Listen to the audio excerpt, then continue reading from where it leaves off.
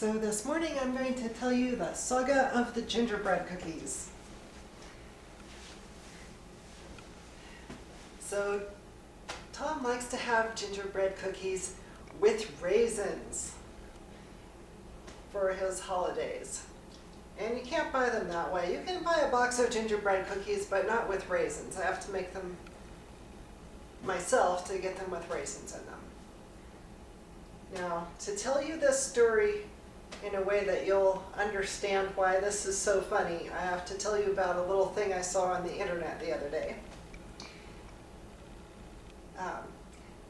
So this is a story, a little short aside here, about a group of Syrian Orthodox Christians.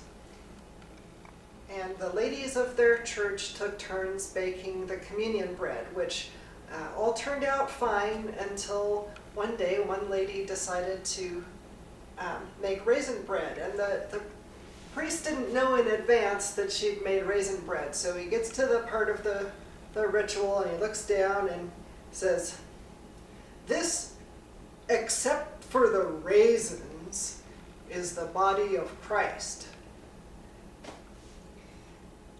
So, okay, now that's the backstory. Now onto the gingerbread cookies. So I usually just make a box mix. So I was looking for a box mix of gingerbread, and my usual grocery store didn't have any. So I thought, oh, that's no problem. I'll just stop at that other store on the way to Tom's house, and that store didn't have any either. So I thought, oh, no problem. I can make it from scratch. I've got flour and I have all the ingredients. It's fine. So I got out Mom's 1956 Joy of Cooking, which is usually pretty reliable, and I made this recipe, and I looked at the dough and I thought, that looks awfully dry. Maybe I'd better just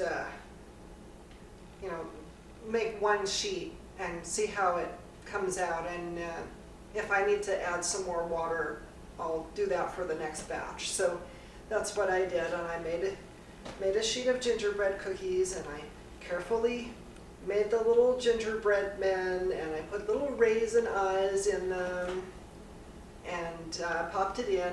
And when I got it out of the oven, everything looked okay, and then when I flapped them onto the plate, every single one of them lost one eye.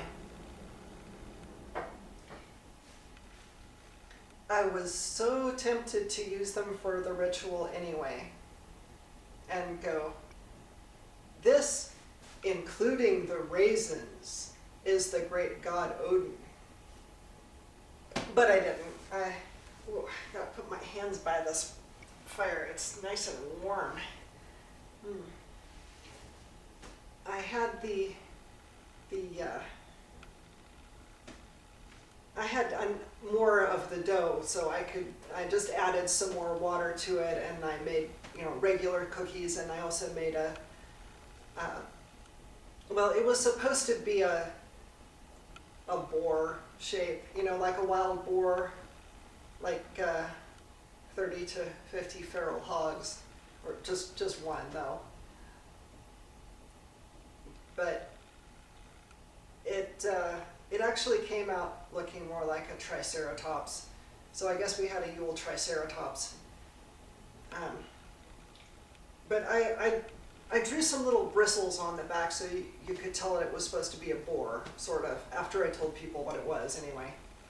And that's what we ate for our kindred Yule ritual. Is a traditional bread boar type thing. Tom's old kindred in San Diego used to do an actual bread boar made out of bread, round. So that's why I thought of that after the first batch of gingerbread men didn't quite turn out. I thought about the boar because I had gone with Tom to one of his San Diego kindred things when he had gone back to visit after he moved here to Las Vegas. He had gone back to San Diego for Yule one year, and I went with him that year, and they had a bread boar.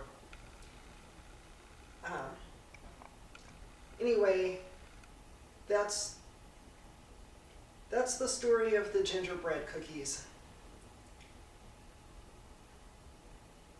and the raisins. Hope you enjoyed it.